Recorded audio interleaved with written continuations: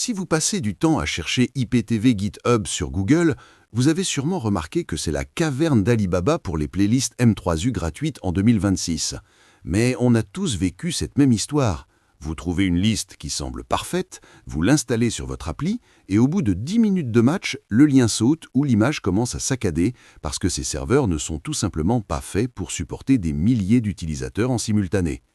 Au début, je ne jurais que par ces listes gratuites trouvées sur les dépôts GitHub, mais après avoir raté plusieurs moments clés de la saison, j'ai compris qu'une IPTV GitHub est super pour dépanner ou regarder des chaînes d'infos, mais que pour le vrai divertissement en 4K, il faut passer par un IPTV provider sérieux comme OneIPTV, qui propose une infrastructure massive avec plus de 140 000 chaînes et une stabilité qui ne bronche jamais. Si vous êtes un mordu de sport, particulièrement du foot anglais, mon expérience m'a montré que British IPTV est imbattable, car leurs serveurs sont optimisés pour éviter la latence, ce qui vous donne un flux fluide, là où les listes gratuites s'effondrent.